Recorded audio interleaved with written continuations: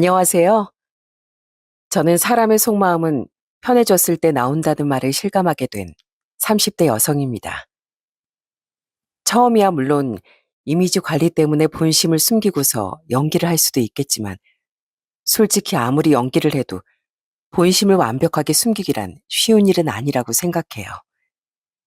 그런데 그 본심을 아주 꽁꽁 숨겼다가 한순간에 뜻밖의 로 알게 된 사람이 있었습니다. 바로 제 남편인데요. 어떤 일이 있었는지 한번 여러분들께 얘기를 해보도록 할게요. 저는 사실 홀어머니 밑에서 자란 외동딸이에요. 아빠가 제가 3살 때 바람이 나 엄만 이혼을 하셨고 그 후로 엄마 혼자서 절 어렵게 키우셨거든요. 제가 어릴 적엔 엄마가 집 근처 식당에서 일을 하셨는데 그래서 학교가 끝나고 나면 그 식당 근처에서 내내 엄마가 끝나기만을 기다렸던 기억이 있습니다. 그러다 저녁 시간이 훌쩍 지나고 한가해질 때쯤이면 어김없이 엄마가 밖에서 기다리고 있는 절 보러 나오시곤 했어요. 그때마다 엄마 손에 들려있는 것이 있었는데요. 그건 바로 비닐봉지였습니다. 민선아, 얼른 가서 먹어. 다른 사람 보기 전에 가져가서 얼른 먹어. 배고팠지? 미안해. 오늘 식당에 손님들이 너무 많아서 엄마가 일찍 못 나왔어. 많이 기다렸지? 엄만? 엄만 밥 먹었어? 나랑 같이 먹어. 우리 집에 가서 같이 밥 먹자, 엄마. 엄마 지금 못 가.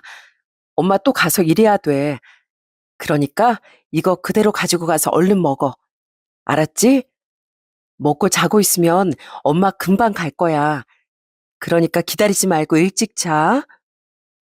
그렇게 1분도 안 되는 시간에 훌쩍 나와 저에게 급하게 쥐어준 비닐봉지 속엔 엄마가 담아둔 반찬들과 밥들이 들어있었어요. 엄만 제가 굶을까 싶어 주방 일을 하면서 조금씩 반찬을 그렇게 사주셨던 거죠. 전 그 봉지를 집으로 가지고 가 얼른 저녁을 먹고 엄마를 기다렸답니다. 그땐 별 생각 없이 지나쳤던 에피소드였지만 지금 생각해보면 제 손에 엄마가 그 비닐봉지를 쥐어주면서 무슨 생각을 하셨을지 정말 마음이 아플 때가 많아요. 그리고 그땐 여자 혼자서 아이를 키운다는 게 정말 쉽지 않았잖아요. 엄마가 이혼하고 혼자라는 게 단골 손님들에게 알려지면서 술이 취해 치근덕거리는 손님들도 정말 많았습니다. 그런 모습을 전 가게 갈 때마다 보곤 했고요. 거 아줌마, 일로 좀 와봐요. 에이, 거기 주방에만 있지 말고 여기 나와서 우리 술 한잔 합시다. 그 주방은 답답하지 않아요? 아유, 아니에요. 주방에 정리할 게 많아서요. 정리 뭐 나중에 하면 되지. 이제 끝날 때 다 되지 않았나? 피차 외로운 사람들끼리 술 한잔 마시고 그러자고. 들어보니까 혼자서 애 키운다며? 애도 이제 학교 들어갔겠다. 이제 나주마 인생 즐겨야지. 안 그래? 많이 취하신 것 같은데 그만 드시고 일어나시는 게 좋을 것 같네요. 어허, 어디서 그만 먹으라 말아야? 당신이 뭐 사장이라도 되는 거야? 거참 주방에서 일하면서 되게 비싸게 구네. 뭐 아줌마랑 술 마시려면 돈이라도 더 내야 돼? 자, 나 오늘 월급 받았으니까 이거면 되지? 정말 오만 진상을 다 부리는 취한 손님들이 있을 때면 엄만 항상 난감해했습니다. 사실 단지 그 식당 직원이었을 뿐인데 엄마가 할 수 있는 건 없었어요. 그래도 엄만 그런 무례한 사람들에게 가만히 있진 않았습니다. 이거 뭐 하시는 거예요? 술 취하셨으면 댁에나 가세요. 무슨 돈을 주면 다 술 마시는 줄 알아요? 여기가 어디라고 지금. 뭐야? 아이 진짜. 여기 사장 어디 갔어? 내가 여기 몇 년 단골인데 서비스가 있다고야? 사장 당장 나오라고 해. 그렇게 난리를 피우던 손님 때문에 결국 사장님께서 중간에 그 손님을 말리고 겨우 상황을 마무리한 적도 있었답니다. 그런데 더 웃긴 건 그렇게 난리가 난 이유는 그 못된 손님 때문임에도 불구하고 그 식당 사장은 엄마 탓을 했다는 거예요. 겨우 식당 마감을 하고 퇴근하는데 식당 사장의 날카로운 말소리가 옆에서 듣고 있던 저에게 상처가 될 정도였습니다. 아줌마, 사람이 좀 융통서 있게 일을 해야지. 저렇게 크게 난리 피우게 하면 어떻게 해요? 그냥 장담만 좀 맞춰주면 될걸. 아유, 이러다 단골 다 잃게 생겼네. 여기 동네 장사인 거 몰라요? 내가 무슨 아줌마한테 가서 같이 어울려 놀라고 했어, 뭘 했어? 가서 그냥 장담만 맞춰달라는데 그게 뭐 그렇게 어려운 일이라고. 사장님, 아무리 그래도 저렇게 사람 무시하는 건 아니죠. 제가 지금 이혼했다고 저러는 거잖아요. 그럼 더 좋지. 애 딸린 이혼이한테 누가 저렇게 관심 준다고. 저 사장님이 얼마나 능력이 좋은데 우리 식당 매출도 많이 올려주는 사람인데. 아유 정말 맨날 식당 앞에 애 데리고 오는 것도 신경 쓰이는데 그것까지 다 봐줬더니만 우리가 뭘 더 얼마나 봐줘야 돼요? 아줌마 손맛 좋은 건 알겠는데 아무리 음식을 잘해도 손님 쫓아내면 우린 더 이상 일 같이 못해요. 그렇게 모진 소리를 들어가면서도 엄만 꿋꿋이 그 일을 계속하셨습니다. 전 그런 엄마가 처음엔 이해가 되지 않았어요. 차라리 다른 일을 하면 좋겠다는 생각도 정말 많이 했습니다.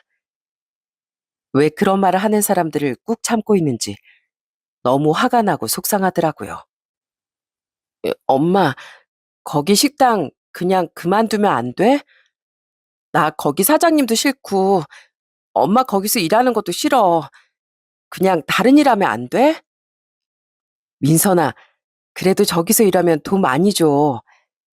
우리 민선이 필요한 거 엄마가 사줄 수도 있고 저녁밥도 저기서 챙겨주시잖아. 민선이 뭐까지 챙겨도 누구도 뭐라고 안 하고.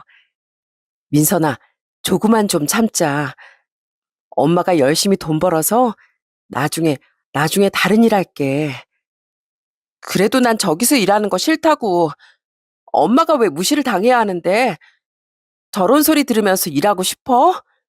엄만 그렇게 돈이 좋은 거야? 난 싫어. 싫다고.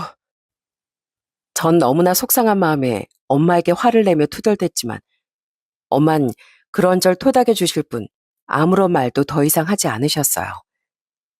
엄마가 그 식당을 그만두지 못했던 이유를 알게 된 건 한참 후였어요. 사실 엄만 그 식당 사장님께 돈을 빌렸었고 그 돈을 일하면서 조금씩 갚고 있던 상황이라 마음대로 그만둘 수도 없었던 거였습니다. 그걸 몰랐던 전 엄마가 미련하게 꾹꾹 참고 있다고 생각했던 거죠. 나중에 진실을 알고 나선 얼마나 엄마에게 미안했는지 모릅니다. 사실 엄마 혼자라면 무슨 일이든 먹고 살 만한 다른 일을 충분히 할 수 있었겠죠.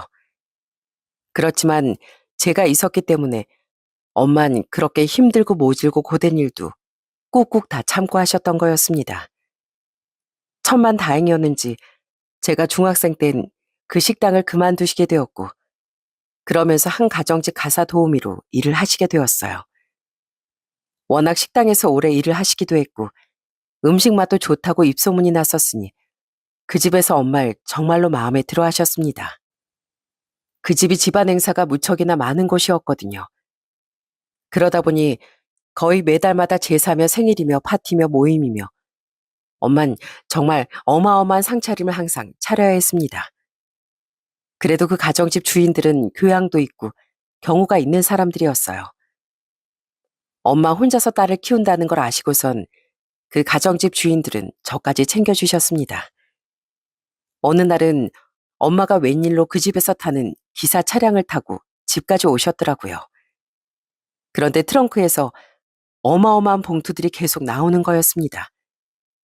그건 바로 저보다 5살 많았던 그 집 딸이 입었던 옷이었어요. 와, 엄마, 이거 뭐야? 거기서 이걸 챙겨준 거야? 아니, 이렇게나 옷이 많아? 가방이랑 신발이랑 엄청 많은데? 어, 그 집이 딸이 한 명인데 사모님이 아까워서 내내 모아두고 계셨대. 내가 딸이 있다고 하니까 가지고 가서 입혀도 된다고 주셨어. 어때? 괜찮지? 다 좋은 옷에 비싼 옷에 엄마가 아주 땡 잡았어. 그러니까 안 그래도 나 신발 사고 싶었는데 이거 완전 새 거 같은데? 그러니? 우리 민선이가 좋다고 하니 엄마도 좋네. 다음에 엄마가 월급 많이 받으면 이렇게 얻어 있는 거 말고 새 거 사줄게. 새 거. 진짜? 엄마 진짜지? 나중에 꼭 좋은 옷 엄마가 사주는 거다. 사실 그동안은 가난하고 못 사는 사람들에겐 항상 못되고 나쁜 사람들만 꼬인다고 생각을 했었는데 엄마가 그 가정집에 가사 도우미로 들어가고 보니 세상엔 참 마음씨가 넓고 좋은 사람들도 많다는 걸 새삼 깨닫게 된 것 같습니다. 그렇게 종종 주인집 딸의 물건들을 물려받아 쓰게 되었어요. 워낙 잘 사는 집안이다 보니 물건들도 깨끗하게 잘 관리가 되어 있었습니다. 그래서 전 학창 시절 내내 가난한 티가 겉으론 전혀 보이지 않는 학생이기도 했었어요. 물론 엄마가 매번 신경 써서 깔끔하게 챙겨줬기 때문에 가능한 일이었고요. 그러다 보니 정말 힘들고 고된 생활 속에서도 전 엄마에 대한 감사함과 고마움으로 자랄 수 있었어요. 그 집주인들은 참 좋은 사람들이었습니다. 휴가도 매 분기마다 일주일씩 늘 넉넉하게 주곤 했어요. 그때마다 저 엄만 지방 여기저길 돌아다니며 놀러 다니곤 했고요. 지금도 그때 엄마 놀러 다녔던 기억들이 생생하네요. 한 번은 엄마 유명하다던 산속 절에 간 적이 있었습니다. 그때 엄마는 108배를 하셨어요. 저는 힘들 것 같아 그저 엄마가 하는 걸 가만히 지켜봤는데 엄만 계속 중얼중얼거리며 108배를 하시더라고요. 나중에 다 끝이 나고서 엄마에게 물어봤더니 엄만 싱긋 웃으며 얘기를 하시더라고요. 엄마, 아까 엄마 절할 때 계속 뭐라고 하던데? 뭐라고 한 거야? 아, 우리 민선이 건강하고 행복하게 해달라고. 나 민선이 덕에 행복했으니 남은 행복은 다 우리 민선이한테 가게 해달라고 빌었지. 그런 엄마의 말을 들으면서 정말 울컥 눈물이 나올 뻔했습니다. 사실 엄마라고 힘들지 않을 수가 없었겠죠. 피덩이 같은 자식을 남겨두고 바람난 남편 때문에 상처를 받고 혼자서 아등바등 그 모진 세월을 살아가는 게 얼마나 힘겹겠습니까? 그럼에도 불구하고 제가 가장 최고의 행운이라고 말하는 엄마에게 정말 고마웠어요. 그런 엄마의 마음에 어떻게든 보답을 해주고 싶어 한 번도 엇나가지 않고 그렇게 사춘기를 보냈습니다. 솔직히 가정집 가사 도우미를 하면서 경제적으로는 좀 여유로워진 건 사실이었어요. 그렇지만 남의 집 종노릇을 하는 건 정말 쉽지 않은 일이었습니다. 특히나 그 집은 워낙 행사들이 많다 보니 그런 거 하나 있을 때마다 엄만 정말 정신없이 바쁘고 늘 자정이 다 돼서야 집에 오시곤 했어요.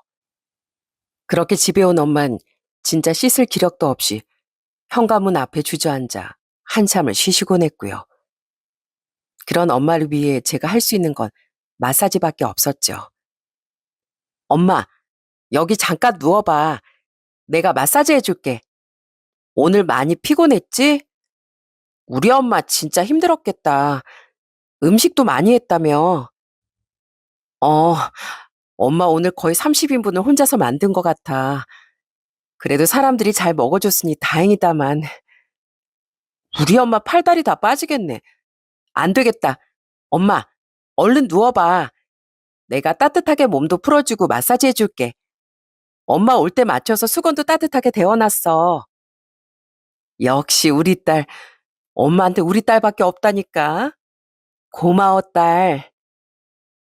그렇게 한참을 엄마 팔다리를 주물러드리면 엄만 순식간에 골아 떨어지시곤 했어요. 얼마나 피곤하고 힘들었으면 저럴까 싶은 생각에 참 엄마가 안쓰럽기도 했습니다. 이 모든 게 절 위해서라고 생각이 드니 정말 한순간도 삐뚤어질 수가 없더라고요. 그래서 전 정말 열심히 공부를 했습니다. 그렇게 공부를 해 좋은 서울권 대학에 합격을 했을 땐 엄만 그 누구보다 진심으로 좋아하셨어요. 엄마, 엄마 나 대학 합격했대. 오늘 발표 떴어. 엄마, 나 진짜로 합격했어. 정말이니? 정말이야? 민선아, 고생 많았다, 우리 딸. 얼마나 고생이 많았어, 그래. 잘했다, 잘했어. 우리 딸 너무 잘했다. 장하다. 엄마, 울어? 그렇게 좋아? 눈물이 다 날 정도로 엄마 그렇게 좋은 거야? 그럼, 우리 딸 힘들게 그렇게 공부했는데, 당연히 엄마가 눈물이 나지. 애썼다. 지금까지 정말 많이 애썼어. 그렇게 엄마의 축하를 받으며 전 대학에 입학할 수 있었습니다. 어른이 되고 난 후론 전 엄마에게 더 잘하려고 노력했어요. 틈틈이 아르바이트도 해서 엄마 생신엔 처음으로 선물까지 직접 사드리기도 했습니다. 사실 그동안은 용돈이랄 것도 없어서 매번 생신날엔 자그마한 케이크와 편지만 드릴 수 있었거든요. 그런데 크고서 직접 아르바이트를 하며 돈을 벌고 엄마에게 뭔가 해줄 수 있다는 게 이렇게나 기분 좋고 뿌듯한 일인지 그때 처음 알았던 것 같습니다. 처음 엄마 생신 선물은 목걸이였어요. 엄마, 짠! 엄마 생신 축하해요. 이거 내가 아르바이트해서 모은 돈으로 샀어. 한번 열어봐. 엄마가 좋아할지 모르겠네. 어머, 이거 목걸이 아니야? 어머, 예뻐라. 민선아, 너무 예쁘다. 우리 딸 그 작은 손으로 고생하면서 번 돈인데 엄마한테 다 쓰는 거 아니야? 아니야. 엄마 그런 건 전혀 걱정하지 마. 얼른 해봐. 사실 그동안 엄마 이런 거 한 번도 못 해봤잖아. 그래서 내가 엄마한테 꼭 해주고 싶었어. 그래, 고맙다. 우리 딸 덕분에 엄마가 평생 이렇게 예쁜 목걸이를 다 해보네. 고마워, 우리 딸. 엄마 매일매일 항상 하고 다닐게. 그 뒤로 정말 엄만 제가 선물한 목걸이며 스카프며 지갑, 가방까지 모두 매일 들고 다니셨습니다. 엄마의 보물 1호, 2호, 3호, 4호 등등 그 어떤 것과도 바꿀 수 없는 물건들은 죄다 제가 엄마에게 선물한 것들이었어요. 그러니 엄마에게 선물할 때면 전 항상 기분이 좋았답니다. 그렇게 엄마의 사랑을 듬뿍 받으며 전 대학을 졸업하고 직장에 들어가게 되었어요. 좋은 직장에 좋은 연봉을 받으며 직장 생활을 하다가 30대 중반에 한 사람을 만나게 되었죠. 우연히 지인 결혼식 피로연에서 만나게 됐는데 참 사람이 정직하고 성실하더라고요. 그런 모습이 마음에 들어 1년을 연애하다가 결혼을 결심하게 되었어요. 그런데 제가 결혼을 하겠다고 하자 엄만 정말 깜짝 놀랄 만한 소식을 전해주셨어요. 바로 신혼집을 마련하는 데 보태라면서 자그마치 3억 5천이라는 돈을 주신다는 거였죠. 엄마, 나 이거 못 받아. 엄마가 어떻게 이 돈을 모았는데 내가 그걸 받아. 나 절대 못 받아. 엄마 노후 자금으로 두고두고 써. 안 그래도 모아둔 돈이랑 대출 받아서 신혼집 마련하면 돼. 그러니까 걱정하지 마. 엄마가 TV를 보다 보니까 요즘 신혼부부들 내내 집 대출 갚으면서 보낸다고 하더라. 이율 높아지기라도 하면 소갈이하고 힘들어한다는데 난 우리 딸 그렇게 힘들어하는 거 못 봐. 그러니까 부담 갖지 말고 받아. 이거 너 결혼할 때 주려고 모아둔 거야. 엄마 노후 자금은 따로 다 있으니까 걱정하지 말고. 내가 이걸 어떻게 받아? 엄마가 나한테 해준 게 이것뿐이야? 그동안 받은 것도 많은데 못 받아. 절대 안 돼. 우리가 알아서 할게. 어허, 너도 나중에 자식 낳아봐. 그러면은 이 엄마 마음 다 이해할 거다. 엄만 솔직히 남아있는 거 전부 다 주고 싶은데 그게 이 엄마 마음이야. 그렇지만 엄마가 혼자서도 알아서 잘 살아야 니들도 마음이 편할 거 아니니. 그러니 꼭 받아서 행복하게 잘 살아. 그렇게만 해준다면 이 엄만 더 바랄 것도 없다. 전 결국 엄마에게 신혼집 지원을 받아 경기도권의 6억짜리 신혼집을 마련하게 되었습니다. 사실 그 돈 중에서 거의 대부분은 엄마가 주신 돈에 제가 모은 돈이었어요. 남편은 그동안 모아둔 돈이 거의 2천만 원밖에 안 됐는데 그 이유가 있었습니다. 바로 시댁이 정말 아주 가난했거든요. 그때 당시에도 월세를 겨우 사실 정도로 힘든 생활을 하시고 계셨습니다. 60이 넘으셨는데도 시부모님은 내내 일을 하셔야 했을 정도였어요. 남편의 여동생이었던 신우도 일을 하고 있었지만 시댁의 상황은 별로 좋지 않았죠. 나중에 알고 봤더니 문제는 그 전에 크게 있었던 거더라고요. 원래 보통 이런 집안이라고 하면 남편들이 문제인 경우들이 많지 않나요? 그런데 시댁은 시모가 문제였습니다. 원래는 평범한 집안이었는데 시모가 전에 금융 다단계에 빠져서 재산을 다 탕진했던 거였더라고요. 그러다 보니 시부모님은 서로 얼굴만 마주쳐도 싸우고 난리가 아니었고요. 정말 사소한 거 하나하나 다 트집을 잡고 서로 티격태격 하시더군요. 한 번은 시댁에서 밥을 먹는데 대뜸 시부가 화를 내시는 거였어요. 이게 뭐야? 국이 너무 짜잖아. 아니, 소금을 들이부었어? 아주 그냥 돈 펑펑 써제끼는 것처럼 소금도 아주 펑펑 써제끼는구만. 아니, 당신은 며느리도 왔는데 무슨 소리 하는 거야? 짜면 짜다고 물 좀 더 넣어달라고 하면 될걸. 꼭 굳이 사람 찔리라고 그런 말 하는 거야? 아니, 뭐 내가 없는 말 했어? 난 세상 살면서 없는 말은 안 해. 당신이 이렇게 펑펑 쓰니까 집안 살림이 살아날 기미가 보여야 말이지. 아이고, 먹기 싫으면 먹지 말어. 살다 살다 국자한 거 이렇게 화내는 사람은 당신뿐일 거야. 다 멀쩡히 잘만 먹는데 아주 난리야. 그러다 보니 남편은 시댁에 거의 잘 가지 않았어요. 그러니 저 또한 시댁의 발길을 잘 안 하게 되더라고요. 시댁에서도 시부모님도 바쁘시고 시누이도 바쁘니 얼굴도 보기 힘들었고요. 대신 남편은 저희 친정엄마에게 정말 잘했어요. 그때 당시 거의 17년을 그 가정집에서 가사도우미로 일을 하셨는데 이젠 베테랑이 다 되셨지만 솔직히 살림이라는 게 끝이 없지 않습니까? 그러다 보니 엄만 거의 일을 마치고 오면 손이 퉁퉁 부으실 때가 많았어요. 그런 엄마의 손을 주물러 주기도 하고 한 번씩 엄마를 위해 남편이 요리를 해주기도 했습니다. 주로 엄마가 잘 안 접해본 양식 요리들을 직접 알아보고 연구해서 해줄 때가 많았죠. 장모님, 이거 한번 드셔보세요. 요즘은 오일 파스타가 대세거든요. 장모님 한번 드셔보시라고 제가 집에서도 여러 번 연습했어요. 어떠세요? 맛 괜찮으세요? 우리 곽서방이 요리도 참 잘하는구만. 난 이런 거 사실 아무리 해봐도 익숙하지가 않은데 어쩜 이렇게 곽서방은 뚝딱 잘하는지 원. 아닙니다. 장모님 손맛에 비하면 별거 아니죠. 다음번에 장모님 여기 근처에 요즘 유명하다는 맛집이 생겼거든요. 젊은 사람들이 그렇게나 많이 간대요. 장모님, 저희랑 거기서 데이트해요. 그래, 그래. 우리 곽서방이 가자고 하면 내가 가야지. 애교 많고 살가웠던 남편은 친정 엄마에게 항상 웃음을 주곤 했습니다. 그 모습을 볼 때마다 참 결혼을 잘했다는 생각이 들기도 했어요.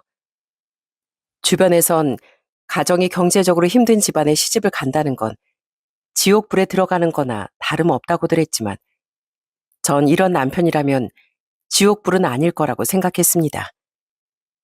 그 뒤로 전 임신을 해 아들을 낳게 되었어요. 아들이 태어난 후로는 남편이 어찌나 아이를 잘 봐주는지 다정다감한 남편에게 참 고마울 때도 많았습니다. 한 번은 아이가 20개월쯤 됐을 때였는데 주말에 잠깐 낮잠을 자고 일어났더니 집에 아무도 없는 거였어요. 남편에게 바로 전화를 했는데 남편이 웃으며 얘기를 하는 거였습니다. 뭐야, 더 자라고 했더니 벌써 일어났어? 나 우리 도아랑 놀이터 나왔어. 여기서 좀 놀다 갈 거니까 당신은 푹 좀 쉬어. 아참, 그리고 당신 배고프지? 내가 간단하게 유부초밥 해놨거든.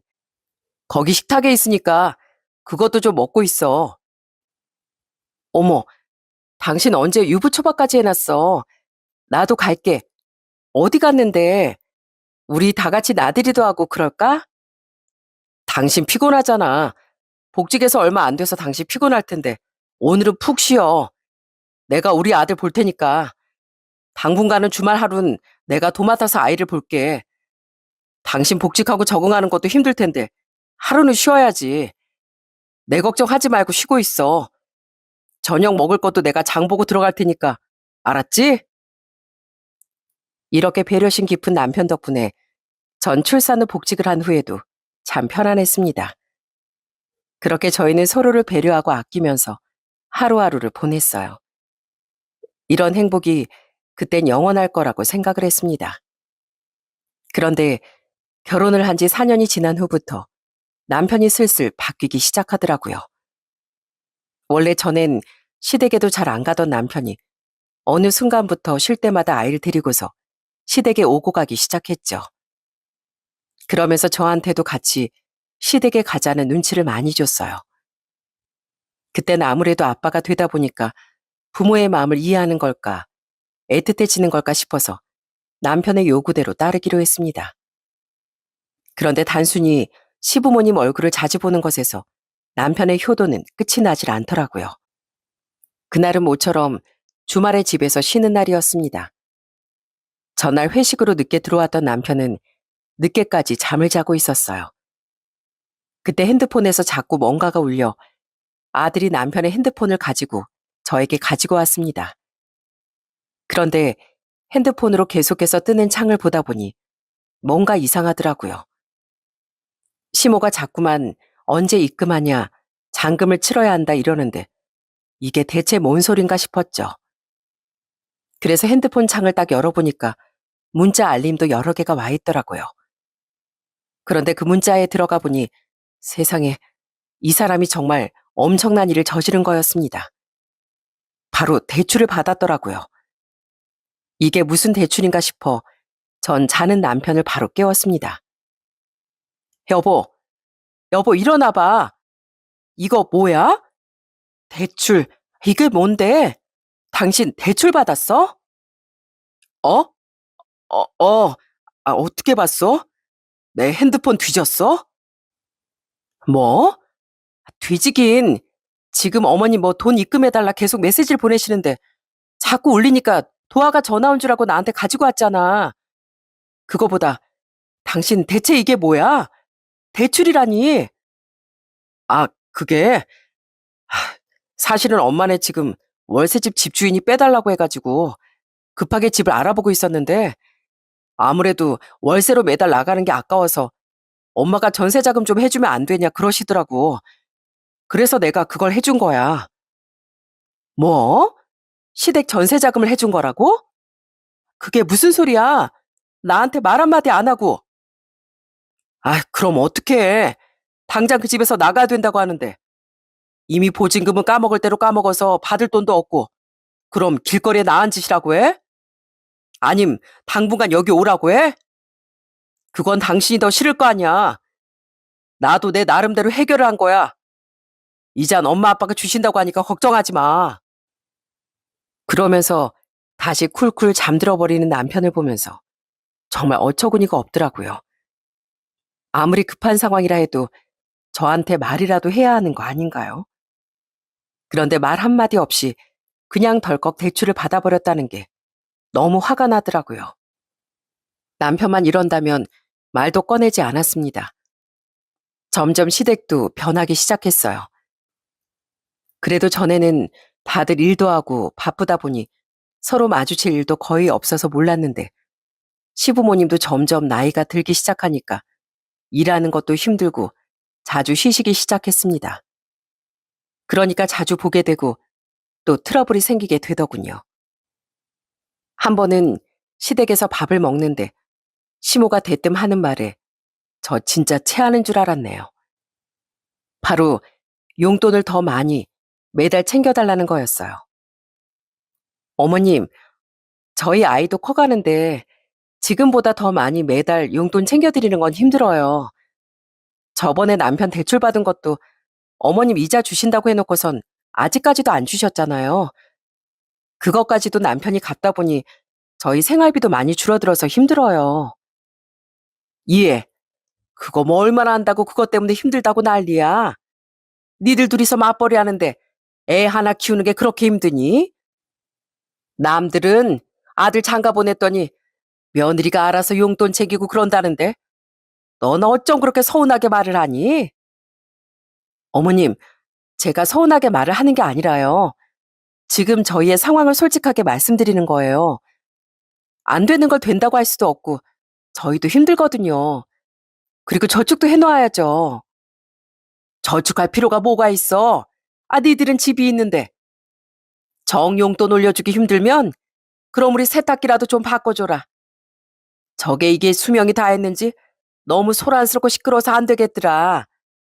요즘은 크고 좋은 것도 많다던데 세탁기랑 건조기랑 같이 하면 좀 싸게 살 수 있지 않니? 매번 시댁에 갈 때마다 용돈을 올려달라질 않나. 뭐 하나 사달라고 하질 않나. 항상 뭐라도 하나 해줘야 하는 것처럼 절 대하니 시댁 가는 것도 너무나 부담이었습니다. 그런데 남편이라도 중간에서 중간 역할을 잘하면 모르겠네요. 남편은 오히려 그런 시댁 식구들 행동에 같이 동조를 하더라고요. 그 와중에 시부는 넉넉한 형편도 아닌데 주변에서 골프를 치는 사람들이 많아지자 본인도 그걸 하고 싶다며 난리더라고요. 근데 남편이 거기다가 또 맞춰주고 있는 거 있죠? 요즘 골프채를 얼마나 하나. 스크린 가면 연습도 해볼 수 있고 좋다던데. 내 친구들은 요새 스크린 가서 놀더라고. 나도 저번에 쫓아갔는데 뭘 알아야 하든지 말든지 하지. 이것도 다 주변 사람들 하는 걸 쫓아가야 돼. 그래 아빠. 요즘은 다 너도 나도 골프 친다니까. 아빠도 좀 배워볼래? 스크린 골프장에서 배우는 건 얼마 안 할걸? 그런 거 하나 배워두면 좋잖아. 그러냐? 그럼 이 아빠도 좀 배워볼까? 아들 네가 알아서 괜찮은 곳으로 찾아봐 줘라. 그거 하려면 골프채랑 이것저것 사야 하지 않어? 중고로 뭐 마련하면 되지 뭐. 내가 다 알아볼 테니까 아빤 걱정하지 마. 그러더니 남편은 본인이 더 신나서 이것저것 알아보는데 옆에서 보면서 정말 환장할 노릇이었어요. 그런 것 때문에 남편과도 엄청 싸우기도 많이 싸웠고요. 여보, 지금 뭐 하는 거야? 당신이 어머님이나 아버님이 말하면 중간에서 알아서 중재하고 그래야지. 왜 맨날 나만 나쁜 사람 만들어? 아버님 골프는 어떻게 할 건데? 당신이 매번 스크린 골프 그거 결제해 줄 수 있어? 매달 그렇게 해줄 수 있냐고. 그거야 까짓 거 해드리면 되지. 뭐가 문제야. 노인네가 좀 하고 싶다는 거 있다는데 앞으로 뭐 얼마나 산다고 그걸 아껴. 좀 해드리자. 뭐? 그게 한두 푼도 아니고 뭘 해드려. 당신 진짜 요즘 왜 그래? 애는 어떻게 키울 건데. 앞으로 애는 20년은 더 뒷바라지해야 되는데 그렇게 돈도 안 모아두고 다 펑펑 쓸 거야? 애는 알아서 지가 다 커. 뭐 우리 때는 안 그랬나? 당신도 어릴 때 어렵게 자랐다며. 근데 지금 봐봐. 잘 살기만 하는구만. 힘들게 컸다고 평생 힘들지도 않어. 당신 우리 부모님 보면서 안쓰럽지도 않어? 장모님은 여기저기 놀러도 자주 다니시고 노후 즐기시는데 우리 부모님은 매번 일에 치여 사는 게 안쓰럽지도 않냐고. 며느리가 됐으면 시부모도 부모라 생각하고 위해 줄 알아야지. 어쩌다 보면 당신 진짜 냉정하다니까? 저는 남편의 말에 지금껏 내가 알던 그 남편이 맞나 싶은 생각이 들 정도였어요. 그래도 염치라는 게 있던 사람이었는데 왜 이렇게 변한 걸까 싶더라고요. 그렇게 남편과 자꾸만 시댁 때문에 트러블이 생긴 이후로 점점 저도 힘들고 사이도 멀어지기 시작했습니다. 더군다나 원래는 친정엄마에게도 잘했던 남편이 어느 날부턴 연락도 안 되고 전화해도 받지도 않고 친정에 갔다 오자고 하면 피곤하단 핑계로 저만 보내더라고요. 그런 모습들이 점점 심해지고 있던 어느 날 엄마가 개인적인 일 때문에 잠시 저희 집에 오시게 되었습니다. 그날은 미리 남편에게 말을 해 저녁을 같이 먹자고 했어요. 그런데 저녁을 같이 먹으려고 남편 퇴근만 기다리고 있었는데 남편이 정말 뜬금없이 갑자기 회식이라며 못 온다고 연락이 온 거였어요. 결국 그날 저녁은 저와 엄마 둘이서만 먹을 수밖에 없었어요. 그러면서 사실 엄만 좀 서운해 하셨어요. 곽서방 요즘 많이 바쁘냐? 내가 전화해도 통 받지도 않고 그렇다고 연락이 오는 것도 아니고 저번에 고생한다고 용돈 좀 보냈더니만 그때만 연락 오고서 내내 통 없다. 뭐 바쁜 일이라도 있는 거니? 바쁜 일은 무슨 엄마 전화도 안 받아? 이 사람 대체 왜 그러나 몰라. 요즘 아주 효자가 다 됐어, 효자가. 부모한테 잘하면 좋지 뭘. 근데 그동안 사돈댁엔 통화 안 가더니만 요샌 자주 가는 거야? 아휴, 몰라. 갑자기 무슨 바람이 불었는지 시댁에 전세금도 대출받아서 해주고 쉴 때마다 내내 시댁에 간다니까. 가선 어머님 아버님 이거 해주라 저거 해주라 하는 거 다 들어주겠다고 하고 내가 진짜 기가 막히다니까. 엄마도 사실 남편이 갑자기 달라졌다는 걸 느끼고 있긴 했습니다. 물론 남편이 친정엄마에게 잘한 것도 있지만 친정엄마도 남편에게 진짜 잘해주셨거든요. 용돈도 주기적으로 챙겨주시고 남편 좋아하는 음식을 싸서 보내주시기도 했는데 그런 친정엄마의 노력에도 남편은 시큰둥하게 변해버리고 말았습니다. 거기다가 그날은 밖에서 술을 얼마나 많이 마신 건지 남편이 아주 만취를 해서 집으로 들어왔더라고요. 들어올 때마다 쿠당탕 쿠당탕 난리가 나 자던 저도 깰 정도였습니다. 아, 여보, 뭐해? 지금 뭐 하는 거야? 이 시간에 들어와가지고. 조용히 들어가서 잘 것이지. 지금 대체 뭐 하는 거냐고. 엄마 오늘 온다고 했잖아. 지금 주무실 시간인데 왜 이래? 아, 내 집에서 내가 마음대로도 못해? 내 집 내가 마음대로 들어오겠다는데 뭘? 뭐라고? 당신 취했어? 헛소리 하지 말고 제발 얌전히 들어와서 자. 내가 알아서 할 거니까 당신아 가서 자. 그러더니 작은 방에 훌쩍 들어가 버리는 남편을 보면서 정말 어처구니가 없고 기가 막히더라고요. 그로부터 며칠 후 정말 청천벽력 같은 소식이 들려왔어요. 엄마가 일을 하시다가 어지럼증으로 쓰러져 병원에 입원을 하셨다는 거였죠. 다행히 큰 이상은 없었지만 귀 이간 쪽에 이상이 생겨서 당분간 안정이 필요한 상황이었어요.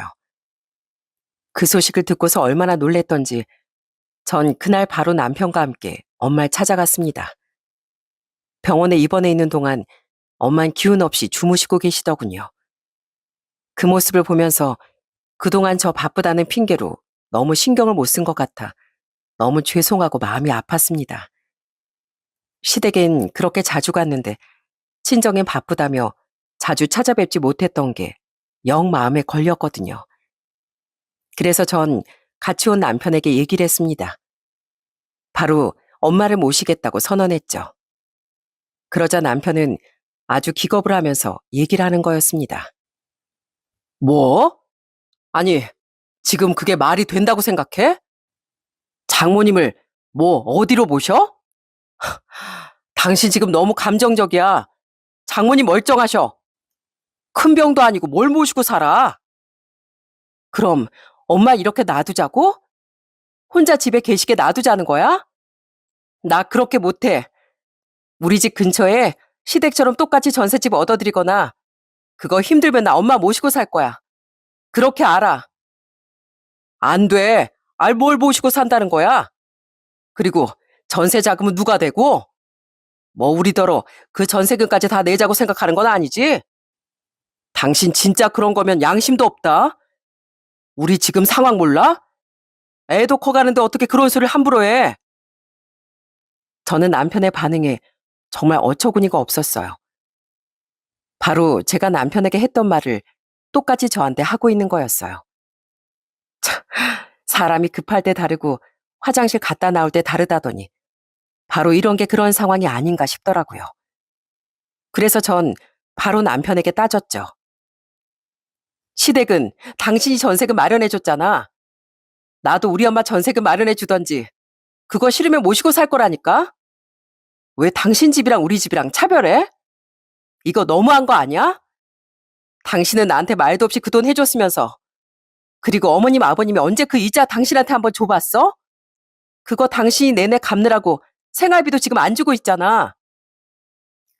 그거랑 같아?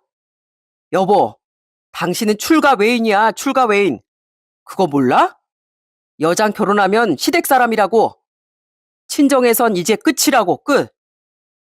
솔직히 장모님 혼자 계시니까 당신한테 좀 신경 더 쓰라 그런 거였지. 예전 같았으면 이렇게 친정 신경 쓰면 당신 시댁에서 소박 맞는 거야. 그러니까 적당히 좀 해. 적당히. 까불지 말고. 그때였습니다. 제가 기가 막혀 헛웃음을 짓고 있을 때 누워있던 엄마가 벌떡 일어나시더니 소리를 치셨어요. 그 모습에 남편은 새하얗게 질려버리고 말았습니다. 곽서방, 나 쓰러진 척 한 거네. 자네가 어떻게 나한테 이럴 수가 있나? 내가 그동안 자네한테 어떻게 했는데 자네가 어찌 그럴 수가 있어? 장모님, 아니 괜찮으신 거예요? 그래, 내 몸이 안 좋은 건 맞지만 자네 이러면 안 되는 거 아닌가? 아니 장모님 저 속이신 거예요 그럼? 아니 어떻게 이럴 수가 있습니까? 사람을 어떻게 이렇게 감쪽같이 속일 수가 있어요? 해도 너무하시네요. 저 시험해 보신 거예요 그럼? 속여? 자네가 먼저 날 속였지. 세상 순진한 얼굴로 건실한 사이인 줄 알았건만 뒤로 그렇게 더러운 짓 하고 다닐 줄 누가 알았겠나. 속았다는 생각에 분노하는 남편의 태도를 보고선 엄만 더더욱 화를 내셨어요. 엄마가 이렇게까지 화를 낸 이유는 따로 있었어요. 바로 남편은 앞뒤가 다른 사람이었어요. 엄마가 저희 집에 오셨던 그날 남편은 만취한 상태에서 작은 방에 들어가 누군가에게 전화를 걸었던 거였어요. 그건 바로 시부모였습니다. 그 옆방에서 자고 있을 줄 알았던 엄마가 그 통화 내용을 전부 다 들었던 거였어요. 엄만 부들부들 손발을 떠시며 화를 내셨어요. 자네 하는 말 그날 다 들었네. 술 취해가지고 와선 자네 애비한테 뭐라고? 우리 딸 이제 승진해서 연봉도 많아졌으니 그걸로 먹고 살면 되겠다고? 연봉이 높아졌으니까 자네 이름으로 된 그 대출 우리 딸 앞으로 다시 받아서 갚으면 되겠다고? 자네가 어찌 그럴 수 있는가? 어떻게 내 딸한테 그런 짓을 하려고 해? 아, 장모님, 그게 아니라요. 사실 제가 이율이 좀 높은 대출을 받아서 아내는 직장도 좋고 연봉도 높으니까 이율도 낮출 수 있으니까 그래서 그냥 한 말인데 우리 딸이 왜 자네 집안 전세자금 때문에 대출을 받아야 돼? 어디 자네 그것뿐인가?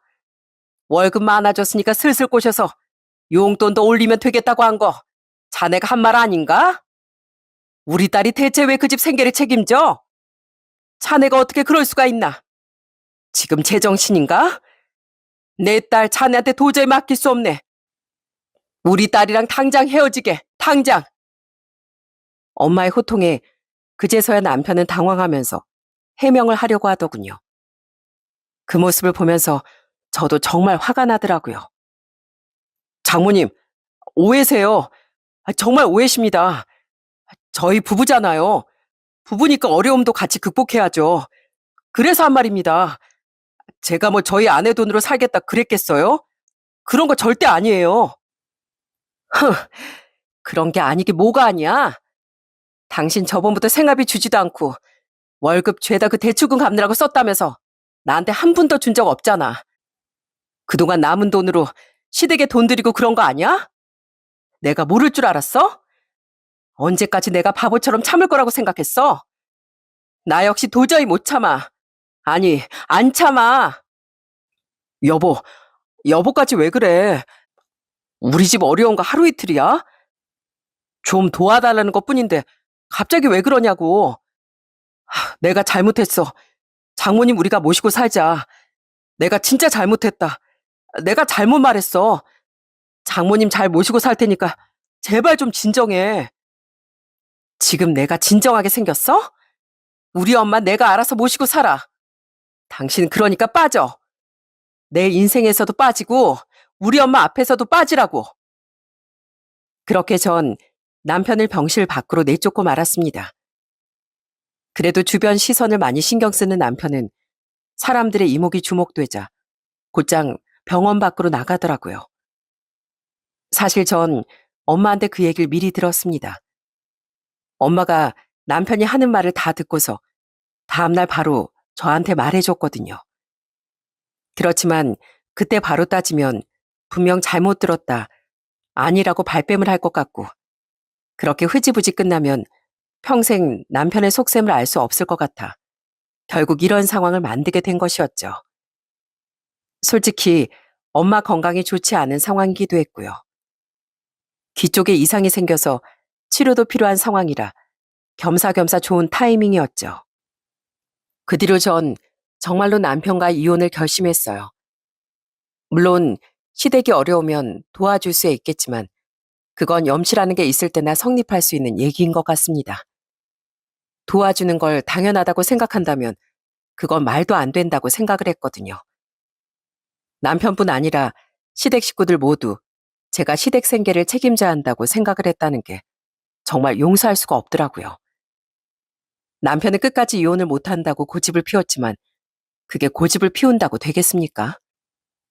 이미 그전부터 쌓여온 시댁 부당 대우, 중재를 못하는 남편의 사유는 차고 넘쳤으니 이혼이 결정될 수밖에 없는 거였죠.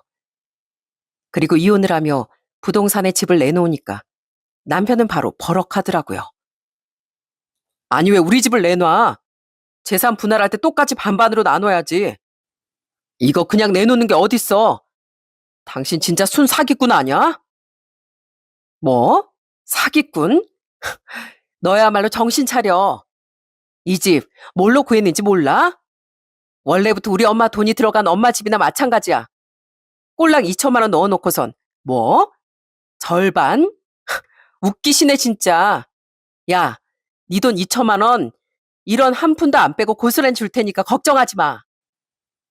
어처구니 없게도 집 지분의 절반은 자기 거라며 주장을 했지만 엄마가 저에게 보내준 자금 내역까지 다 증거로 가지고 있었기 때문에 남편의 주장은 받아들여지지 않았어요. 오히려 혼자 독단적으로 시댁 전세금을 해준 대출금은 전부 다 남편의 몫으로 남겨지게 되었죠. 그렇게 남편과 결혼 생활은 쫑이 났습니다. 그 뒤로 한동안은 양육비라며 잘 들어오더니 어느 순간부터 또 양육비가 안 들어오기 시작하더군요. 이 사람과는 통화도 하기 싫은데 어쩔 수 없이 통화를 해야 되겠더라고요. 그런데 전 남편에게 전화를 했더니만 하는 말이 진짜 너무너무 기가 막혔습니다. 바로 회사를 그만뒀다는 거였어요. 여보, 나 회사 안 다녀. 저번 달부터 안 다녀서 월급도 못 받았어. 내가 어떻게든 일해서 주고 싶은데 사실 당장 일도 못할 처지라. 뭐 손발이라도 묶였어? 사지 멀쩡한 사람이 무슨 일도 못할 처지가 있어? 잔말하지 말고 압류 조치하기 전에 곱게 양육비 보내. 나 이런 전화도 하고 싶지도 않거든? 나도 아는데 그게 내가 회사에서 횡령 때문에 잘린 거라서 지금 소송 중이라 어떻게 될지 몰라서 일단 이거 사건 마무리되면 그때부터는 양육비 보내줄게. 뭐? 횡령? 야, 하다하다 너 횡령까지 하니? 진짜 기가 막힌다 정말. 뭐 돈을 얼마나 빼돌렸길래 소송까지 해? 진짜 제정신이야? 그게 870만 원. 와, 전 남편 말을 듣고 진짜 그냥 헛웃음이 절로 나오더라고요.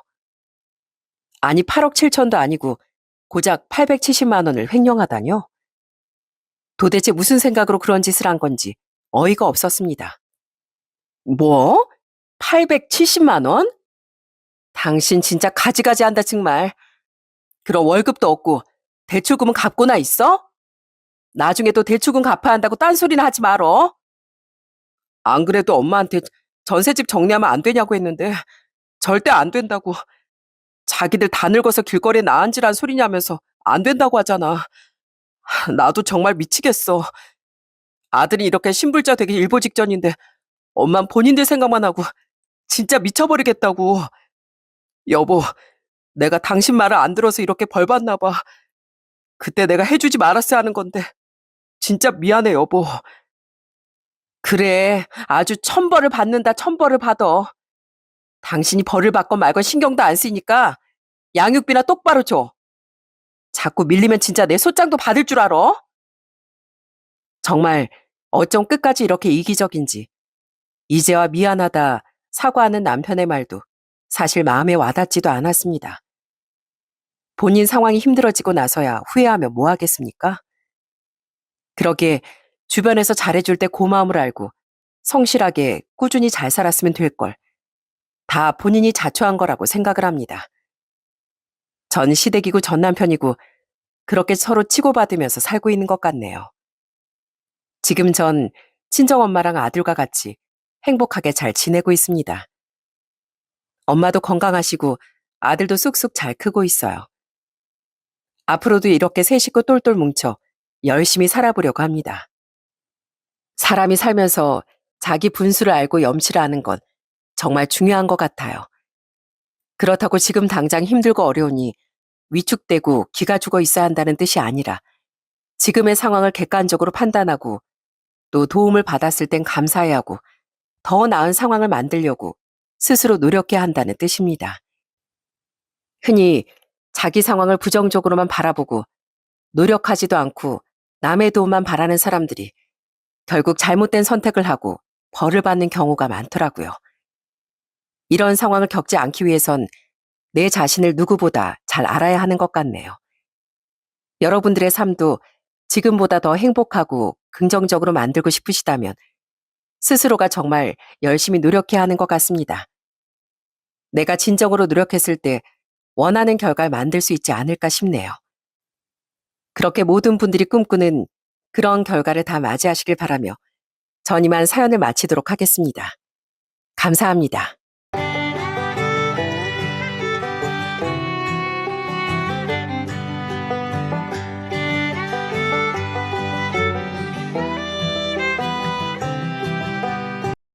안녕하세요. 저는 세상의 모든 가장은 존경받아 마땅하다고 생각하는 40대 여자입니다. 여러분은 가장이란 단어의 뜻을 아시나요? 사전적으로 가장이란 한 집안을 이끌어가는 사람 혹은 남편을 달리 이르는 말이라고 합니다. 물론 요즘은 부부가 함께 책임을 나누는 집도 많고 여성 가장도 점점 많아지고 있지만요.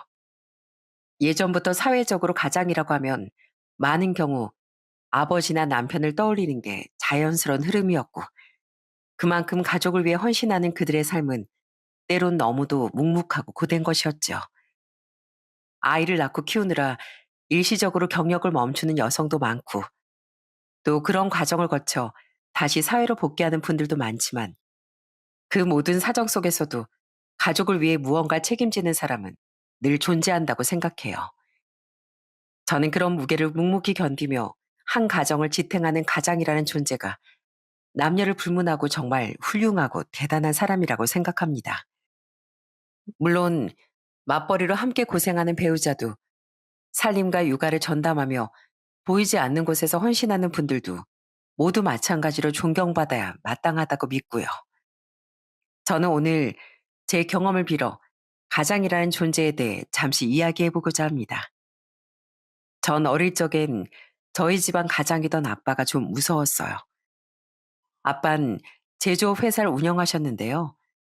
사업을 시작하기 전 젊은 시절엔 군인이셨습니다. 저와 저보다 2살 어린 여동생이 어릴 적에 제대하긴 하셨지만요. 아빤 군인이었던 과거와 본래의 성격이 더해져 아주 엄격하고 엄하게 저와 동생을 키우셨었죠.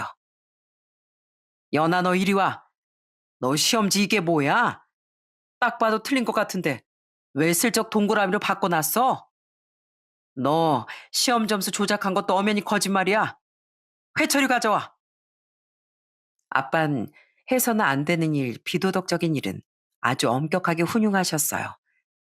특히 아빤 비겁하거나 장꾀를 부리는 일, 그리고 속임수나 편법처럼 정도에서 벗어나는 일을 정말 싫어하셨죠. 아빤 군인일 때도 사업을 시작하셨을 때도 바닥부터 정말 차례차례 묵묵하고 성실하게 일구고 견디며 모든 걸 일궈내신 분이었거든요. 그런 아빠의 성실함과 우직함은 아빠의 회사를 아주 탄탄하게 키워냈답니다. 아빠는 책임감 또한 굉장히 강한 분이었는데요. 자신의 회사와 직원들을 진심으로 아끼고 책임지려는 모습에 아빠를 존경하는 직원분들도 많았었죠. 전 12살 때 그런 아빠의 약한 모습을 처음 보게 됐었어요. 시골에 사시던 할머니, 할아버지께서 화재 사고로 같은 날 세상을 떠나셨을 때 장례식장에서 아이처럼 엉엉 우시던 아빠를 보고 정말 깜짝 놀랐습니다. 아버지, 어머니, 아직 키워주신 은혜도 제대로 못 갚았는데 벌써 이렇게 가시면 어떡해요? 평생 고생만 하셨는데 소원이시라던 해외여행도 아직 한 번밖에 못 보내드렸는데요. 죄송해요. 정말 죄송해요. 아빠에게도 눈물이 있었구나. 아빠도 자책하는 일이 있으셨구나 싶어. 그때부터 전 아빠를 좀 달리 보게 됐습니다. 그전엔 아빠를 많이 무서워했었는데 더 이상 아빠가 마냥 강철로 만든 로봇처럼 단단하고 무섭기만 한 분으로만 보이진 않았던 거죠.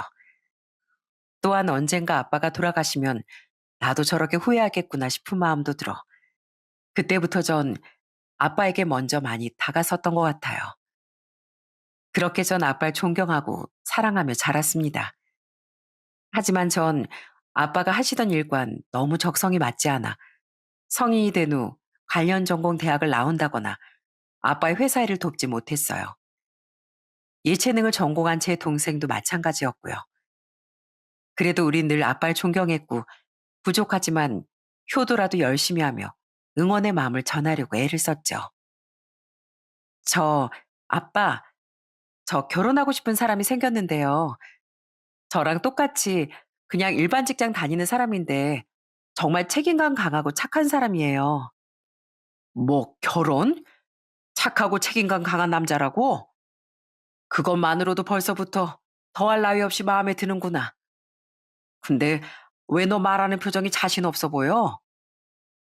책임감 강하게 가족을 건사하신 아빠와 사랑으로 저와 동생을 돌봐주신 엄마 덕에 전 어엿한 사회인이 되었습니다.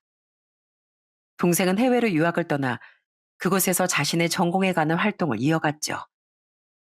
그리고 전 20대 후반의 나이에 남편과 결혼을 결심하게 됐어요. 저는 남편이 정말 좋은 사람이라는 데는 확신이 있었는데요. 딱 하나 남편의 집안 환경 때문에 혹시나 저희 부모님께서 남편을 마음에 안 들어 하실까봐 걱정되더라고요. 물론 두 분의 가치관이 아주 올바르고 선하다는 건 잘 알고 있었지만 자식의 일이라면 부모는 또 달라지기도 하는 법이니까요. 전 정말 상관없는데 혹시나 두 분이 그 사람 집안에 대해 염려하실까봐 미리 그 사람 집안 사정 좀 말씀드리려고요. 집안 사정? 네, 사실 상수 씨 집에 아픈 사람이 두 분 있어요. 상수 씨 어머님이랑 상수 씨 남동생이요. 어머님은 시각장애가 있으시고요. 상수 씨 동생은 뇌성마비 장애가 있다고 하더라고요. 남편에게 듣기로 시모는 선천적으로 시각장애를 안고 태어나셨다더군요. 그래도 완전히 시력이 없는 상태는 아니셨다는데 40대 때 녹내장 수술을 받다 잘못되어 그때 완전히 시력을 상실하셨다고 하더라고요. 법정 싸움까지 갔지만 법원이 병원 측에 손을 들어줬기에 아무런 보상조차 받지 못했다고 했죠. 또 남편은 남동생 하나, 여동생 하나가 있는 장남이었는데요. 남편 바로 아래 동생인 시동생은 뇌성마비라는 장애를 안고 태어났다고 합니다. 다행히 상태가 완전한 중증은 아니라 가족들의 헌신과 노력 끝에 시동생은 보조 보행기나 휠체어를 타고 일상생활은 할 수 있었어요. 그래도 시동생에겐 자라는 내내 많은 병원비가 들어갔다고 남편은 말했었죠. 그렇게 가족들이 아프니까 상수 씨 아버님이 고생이 많으셨대요. 지금은 몸이 약해져서 마을 버스 운전을 하신다는데요. 원래는 전국 건설 현장을 돌아다니면서 집에 생활비만 보내셨다고 하더라고요. 상수신 어머님을 도와서 집 살림을 돌보고 동생들 챙겼고요. 그리고 직장인이 되자마자 집에 돈을 보태서 모은 돈도 별로 없다고 하더라고요. 그럼 지금은 그 청년이 그 집 실질적인 가장인 게냐? 아니요. 아버님께서 편찮으셔서 잠깐 일을 못하게 됐을 때를 빼곤 딱 일정 금액 이상은 절대 받지 않으셨대요. 가족들이 아프고 사정이 어려워서 아들 도움을 받게 되긴 했지만 부모가 돼서 자식 등골을 절대 다 빼먹을 수는 없다면서요. 얘기 들어보니까 아빠처럼 책임감 강하고 강직하신 분 같더라고요. 그리고 지금은 상수 씨 동생들도 다 자기 밥벌이는 하고 있대요. 장애가 있는 남동생도 노력 끝에 재택으로 일할 수 있게 되면서부턴 집에 돈을 안 보태도 됐다고 그러더라고요. 그래? 아픈 몸으로 돈을 벌 수 있게 되기까진 어려움이 많았을 텐데 그 동생이란 사람도 대단하구나. 그리고 그렇게 되기까지 곁에서 돌보고 응원해준 그 가족들도 정말 대단한 사람들인 것 같고. 네, 저도 그렇게 생각해요. 그리고 무엇보다 전 자기 학창 시절, 젊은 시절 다 바치고 희생해서 가족을 도운 상수 씨가 정말 멋있는 사람이라고 생각해요. 들어보니까 가족 챙기느라 친구들도 많이 못 만나서 주위에 친구도 많이 없다는데 말이 쉽지 그러기가 어디 쉽나요? 그래서 전 그 사람 집안 환경은 아무 상관없는데요. 혹시 두 분이 저 생각해서 염려하실까봐 이렇게 미리 말씀드린 거예요. 저는 남편의 가정사를 최대한 듣기 좋게 말하려 애썼습니다. 그런데 그건 괜한 노력이었더라고요. 부모님은 일말의 걱정도 없이 제 이야기만 듣고도 남편을 아주 마음에 들어 하셨거든요. 뭘 걱정하는 게냐? 구구절절 전부 그 남자가 훌륭한 청년이라고밖에 안 들리는데 요즘 젊은 사람들은 자기밖에 모른다는데 세상에 요즘에도 그런 효심 깊고 책임감 강한 남자가 있었구나. 그런 사람이면 당연히 아빤 찬성이다. 가족의 소중함을 아는 사람인데 결혼하면 자기 아내, 또 자기 자식에겐 얼마나 잘하겠니? 그리고 책임감 강한 사람은 어떤 상황에서도 자기 가족 굶기진 않는 법이다. 엄마도 좋아.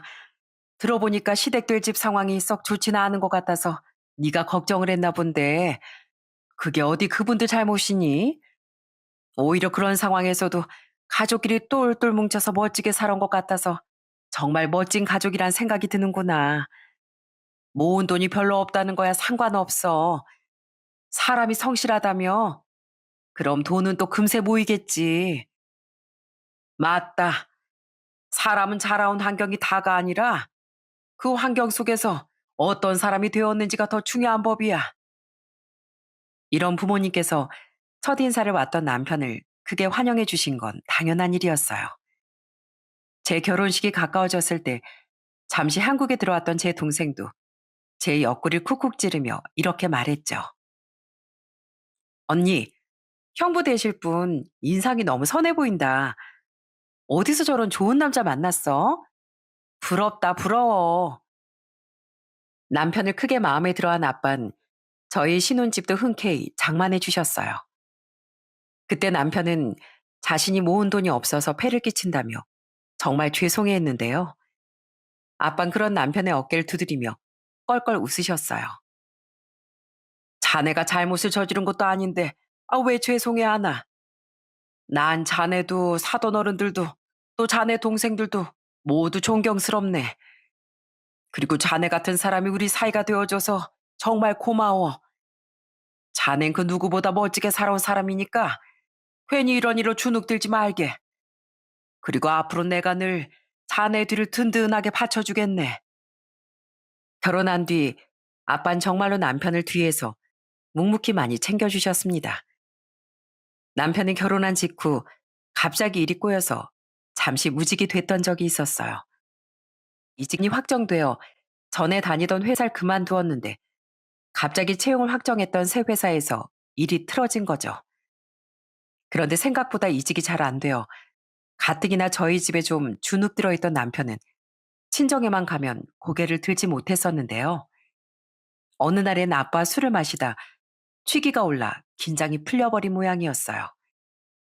그때 남편은 고장난 수도꼭지처럼 아빠 앞에서 엉엉 울며 주정을 부리고 말았어요. 장인어른, 사는 게 왜 이렇게 힘들까요?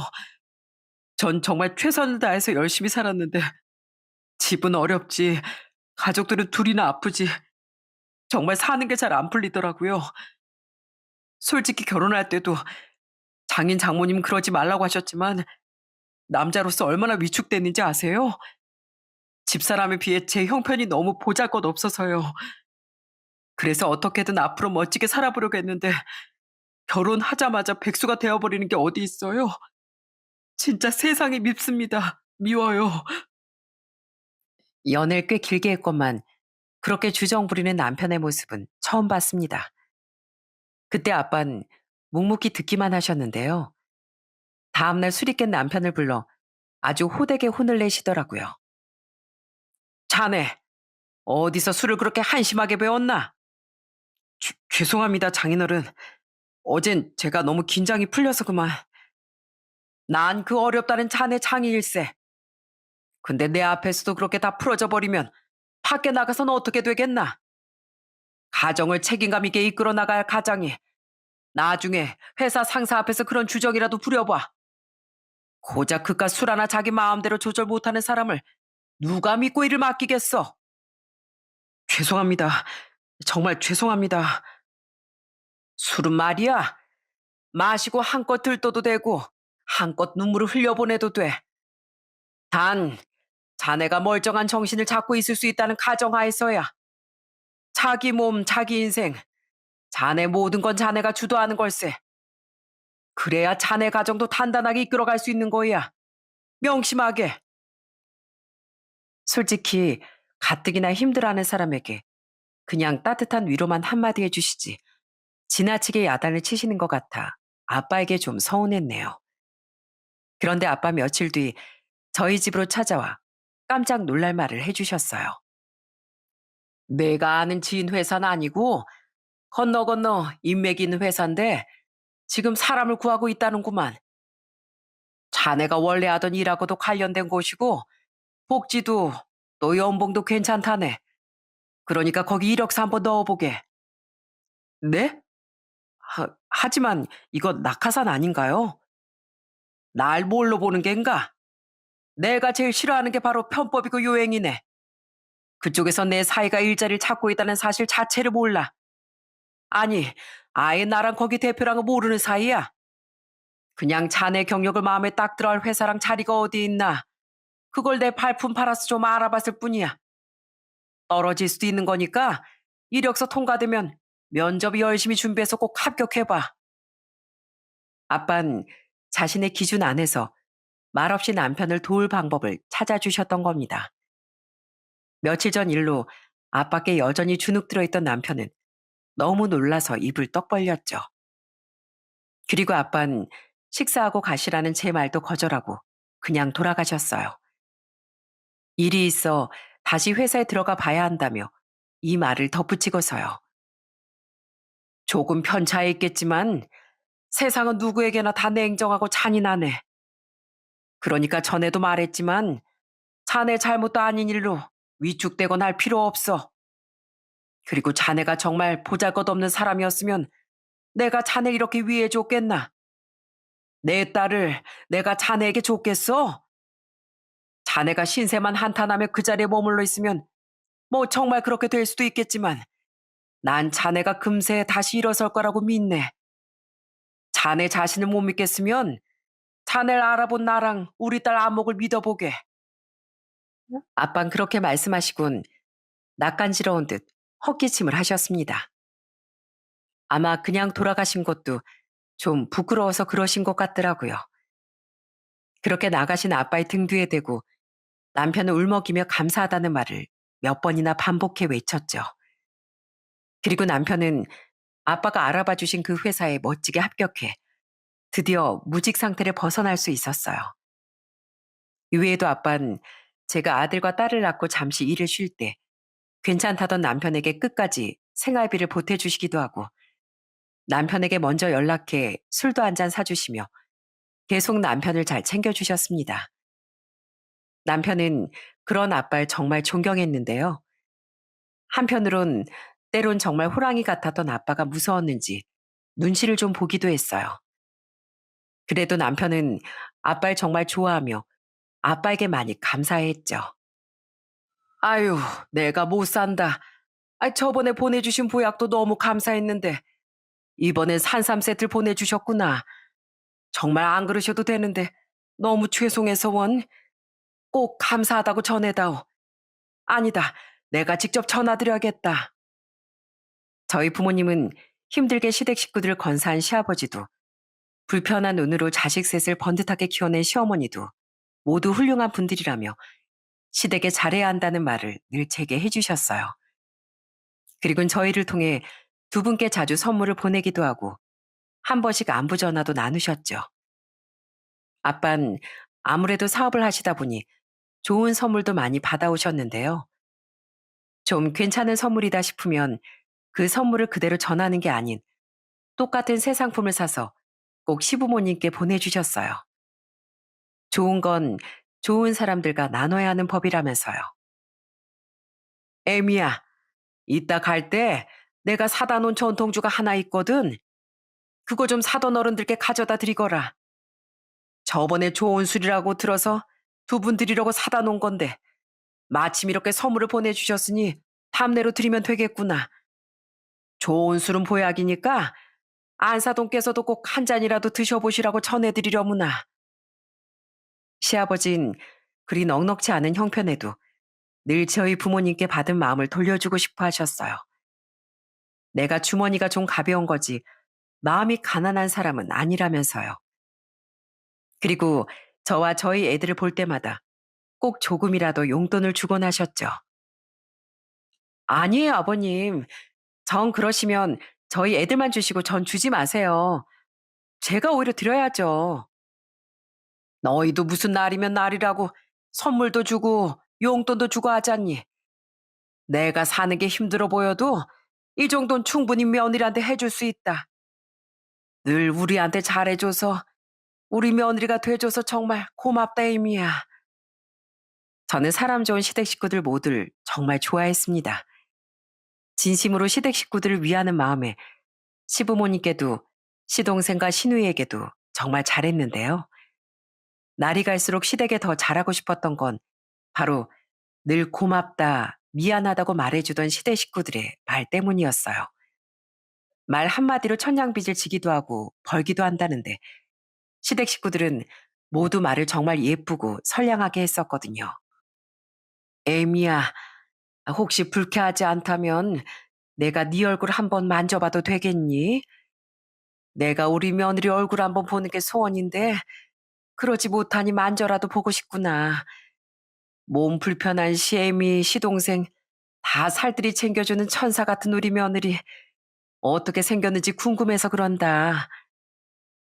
남편이 친정에 잘하던 만큼 저도 그저 시댁에 잘했을 뿐인데 시어머니는 늘 절 굉장히 대단한 사람처럼 말씀해 주셨어요. 그런 시어머니의 제 얼굴을 더듬던 손에선 세월의 고단함을 느끼게 해주는 푸석함이 느껴지곤 했죠. 그럴 때마다 전 시어머니의 손에 가만히 핸드크림을 발라드렸는데요. 그런 제 모습을 보면 마치 올케 언니가 아닌 든든한 맏언니처럼 느껴진다며 시누인 따뜻하게 웃곤 했습니다.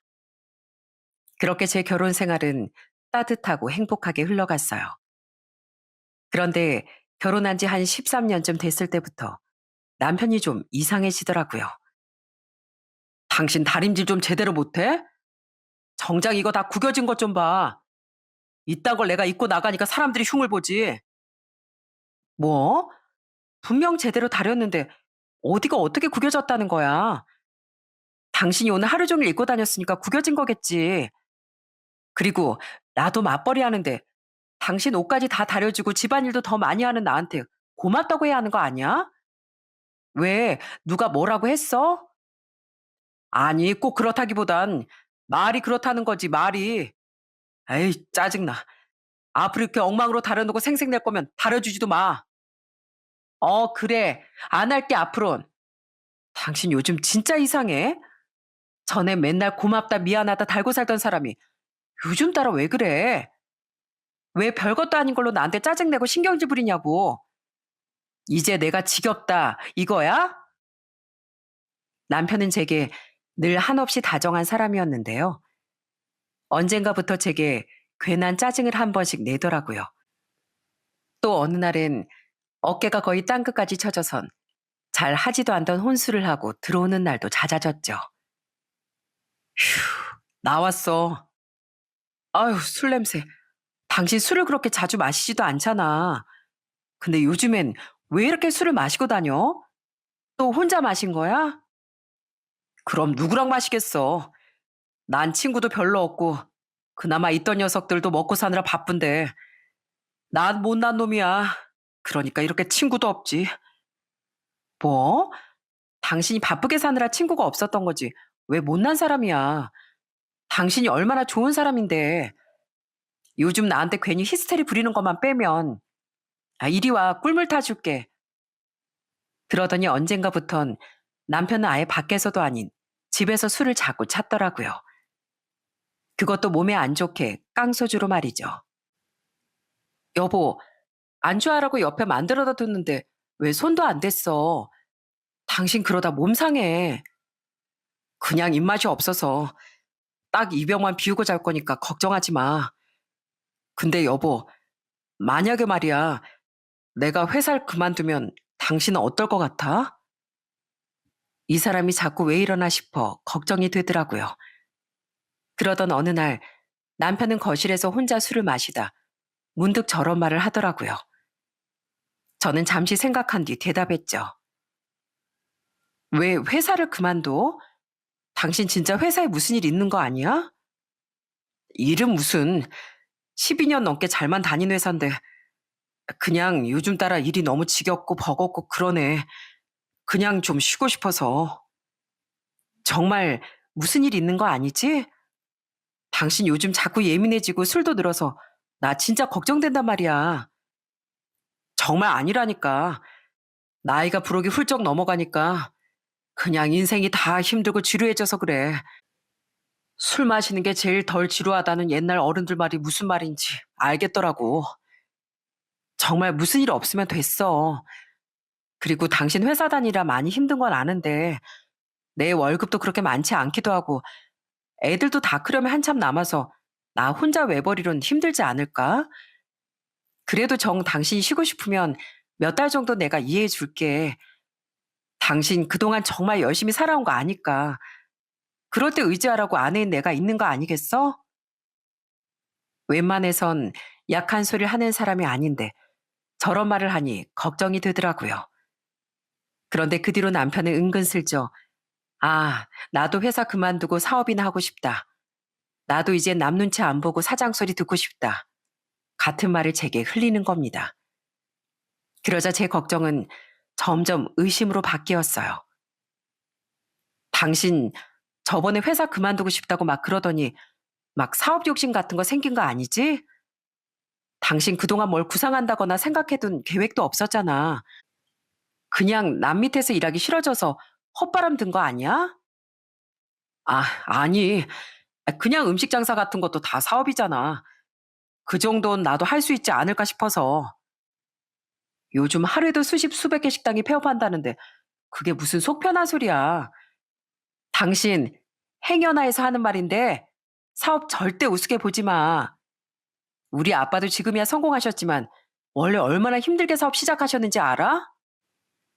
주위에서 누가 사업병에 걸려 재산을 거덜냈네. 사업병에 걸리면 사람이 180도 이상하게 변하는 건 순식간이네. 하는 얘기를 좀 들었었거든요. 엄청 순하디 순했던 친구 남편이 갑자기 무력이 생기더니 다른 사람처럼 변해버렸다는 말도 들었었고요. 그래서 괜히 불안한 마음에 전 남편에게 따끔히 말했습니다. 그렇게 남편이 좀 변한 지 1년 정도 지난 어느 날이었어요. 그날 전 엄마에게 날벼락 같은 전화를 받게 됐죠. 연아야, 네 아빠 쓰러지셨어. 얼른 병원으로 와. 네?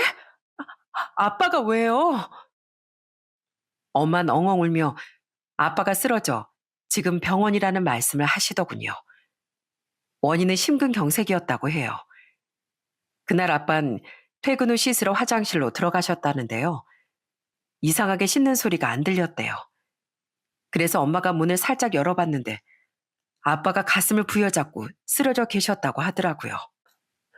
아빠, 괜찮으세요? 그러길래 엄마랑 제가 이제 술도 일도 좀 줄이라고 당부드렸잖아요. 진짜 엄마 아니었으면 아빠 큰일 날 뻔했다고요. 다행히 아빤 무사히 깨어나셨습니다. 우선 아빠가 쓰러지자마자 엄마가 바로 발견해 병원으로 이송되기도 했고 엄마가 응급조치를 적절하게 취하셨다고 하더군요. 게다가 증상도 천만다행으로 경미한 수준이었기에 아빤 멀쩡히 깨어나실 수 있었던 거죠. 아빠, 앞으로 술도 안 마시고 일도 좀 줄이겠다고 약속하세요. 저랑 엄마한테요. 얼른요. 그동안 너무 앞만 보고 달려오시다 보니까 이 사달이 난 거잖아요. 아빠 내년이면 벌써 70인 거 잊으셨어요? 장인어른, 집사람 말대로 얼른 약속하세요. 아까 처제도 전화로 엉엉 울면서 기겁을 하더라고요. 장인어른 또 쓰러지시면 가족들은 어떡하라고요. 남편까지 합심해 우린 무사히 깨어나신 아빠를 퇴근했습니다. 놀란 제 동생도 바쁜 일정을 빼고 바로 귀국해 이틀 정도를 한국에 머물다 다시 살던 나라로 돌아갔죠. 그런데 아빠가 쓰러지신 지 나흘 뒤 저녁 남편이 정말 기가 찬 말을 하더라고요. 여보, 나 오늘 사표 냈어. 뭐? 아니, 왜 잘 다니던 회사를 그만둬? 장인어른 몸도 안 좋으신데 내가 그래도 이 집안 유일한 사위잖아. 아직 처제 남자친구도 없다고 하니까. 그러니까 앞으론 내가 장인어른 옆에서 좀 도와드리려고. 그리고 나중에 장인어른 혹시라도 잘못되시면 장인어른이 힘들게 일궈놓으신 회사는 내가 지켜야 되지 않겠어? 뭐? 당신 여태 우리 아빠 회사를 탐내고 있었던 거야? 아니, 말이 그게 아니잖아. 탐내는 게 아니라 장인어른께 내가 꼭 필요할 것 같아서 사표 낸 거라니까. 아빠가 뭐 부탁한 것도 아닌데 어떻게 나한테 한마디 상의도 없이 회사를 그만둘 수가 있어? 당신 그동안 계속 남 밑에서 일하기 싫다. 회사 그만두고 싶다 노래 부르더니 기어코 헛발 바람이라도 들어간 거야? 우리 아빠 회사에서 편하게 일하다 아빠 회사 물려받고 싶다 이거냐고. 아이 그런 거 아니라니까. 당신은 사람을 뭘로 보고 그래. 괜히 사람 이상하게 만들지 마. 아이 몰라. 이미 사표 수리됐고 나 인수인계 끝나면 그만두기로 다 얘기됐어. 너무 황당하고 괘씸했습니다.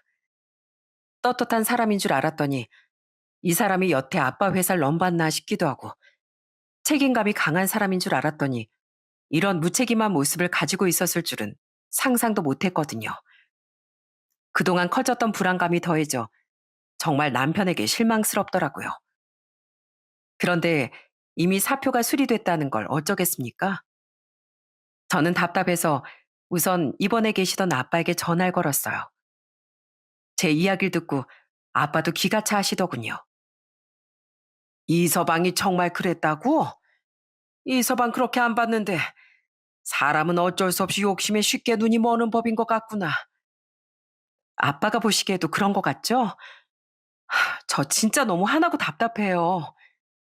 우선 알았다. 이서방, 우리 회사에 출근하라고 해라. 그 대신 난 사위라고 해서 임원을 시켜준다거나 특별 대우 해주는 건 절대 없다고 꼭 전해라. 내 성격은 너도 이서방도 아주 잘 알 거야. 아니지. 그냥 내가 직접 전화해서 당부하마. 아빤 전화를 끊은 뒤 남편에게도 직접 전화를 걸어 저에게와 똑같은 말씀을 하시더군요. 제가 보기엔 아빤 괘씸한 남편의 행동을 좀 벼르고 계신 것 같았는데요. 남편은 눈치채지 못하고 입이 찢어지게 웃으며 우렁찬 대답을 하더라고요. 당연하죠, 장인어른. 감사합니다. 앞으로 제가 열심히 장인어른 옆에서 보좌하겠습니다. 아빤 열흘간 입원한 뒤 무사히 퇴원하셨습니다. 그리곤 또 2주 동안 집에서 휴식을 취한 뒤 회사에 복귀하셨죠.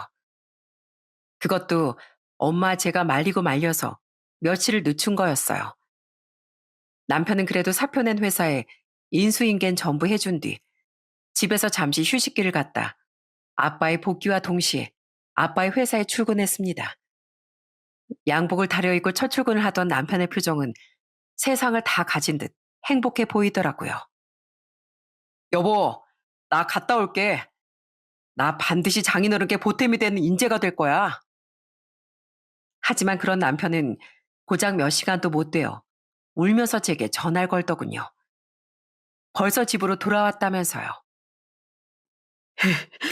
장인어른 진짜 너무하신 거 아니야? 정말 너무 서운해. 아니, 어떻게 나한테 이러실 수가 있어? 나 지금 병원 갔다 집으로 돌아왔어. 병원? 왜? 무슨 일이 있었는데? 사정은 이러하더군요. 남편은 평생 책상 앞에 앉아 사무직으로 근무했었는데요. 그날 출근해 보니 아빤 남편의 책상도 준비해주지 않고 바로 공장으로 보내버리셨다더군요. 그래서 난 기본부터 차근히 알려주시려는 건가 보다 했거든. 기계 돌리고 만지는 법부터 알려주시려나 보다 했는데 장인어른이 나한테 뭘 시키셨는지 알아? 요즘 공장 위안 인력이 부족해서 청소 상태가 엉망이라고 나한테 글쎄 공장 청소를 다 시켰어. 나 누가 큰일 보고 막아놓은 변기까지 뚫어야 했다고. 어떤 개념 없는 인간이 변기를 막아놓고 그냥 퇴근했단 말이야. 나 가자마자 그렇게 청소하고 쓰레기 비우고 다 했어. 근데 병원은 대체 왜 갔대? 그렇게 겨우 다 한 줄 알았는데 장인어른이 계단은 건물도 아니냐고 버럭 호통을 치시는 거야. 내가 뭐 청소일을 언제 해봤나? 그래서 계단은 생각도 못했는데 당장 가서 계단을 아주 번쩍번쩍 광나게 닦아놓으라고 하시더라고. 그래서 처량하게 또 계단 청소하다가 삐끗해서 발목을 좀 삐었어. 장인어른이 그 몸으로 무슨 청소를 더 하겠냐고 그냥 병원이나 가라고 하셔서 병원 갔다 집으로 온 거야. 남편은 오래전 저희 아빠 앞에서 술주정을 부렸을 때처럼 정말 서럽게 엉엉 울더군요. 들어보니 아빤 남편이 괘씸해서 일부러 그러신 것 같았는데 솔직히 남편이 참교육 한번 잘 당했다 싶더라고요.